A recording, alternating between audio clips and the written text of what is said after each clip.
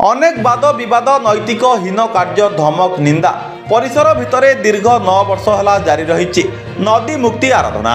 यह कौन political pressure किंबा एनजीओ प्रोत्साहन नुहे।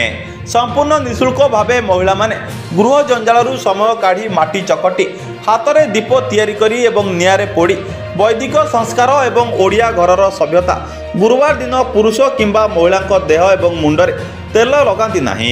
एहि सबकु सर्वस्व धारारे आराधना प्रत्येक रविवार चालू रही।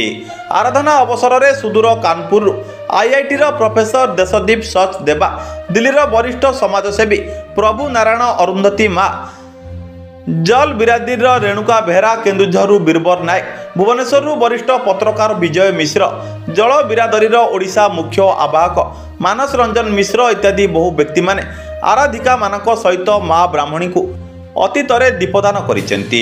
आज एक संभाव्य आराधना आराधिका माने एसडीओ को विनीत करथिले जे एक आराधना स्थल स्थायी भावे करा जाऊ एवं एक अश्वत्थ गछ भलछि जाहाकू कपिल मुनि दर्जा दिया जाइछि बा अभिमंत्रित होइछि, कारण वर्षरे थरे ब्राह्मणी मंत्र सागर मेला पूजा होम माध्यम करा जाए।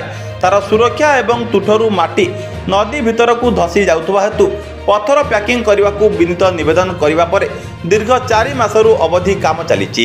किपरि काम हेउछि परिदर्शन में भुवनेश्वर श्रीजुक्त सुभाष चंद्र महापात्र, एजेएम आरबीआई एवं श्रीमती प्रतिमा महापात्र, उभय स्वेच्छासेवी जल बिरादरी, सामाजिक कर्मी सीमांतिनी जेना, पत्रकार मनोज राउज नदी काम परिदर्शन कर बड़ उत्सुकता एवं नमित मनरे आराधिका सहित माँ ब्राह्मणी को दीपदान करथिले। बरीरू प्रभास साहू को रिपोर्ट, सूर्यस्त न्यूज।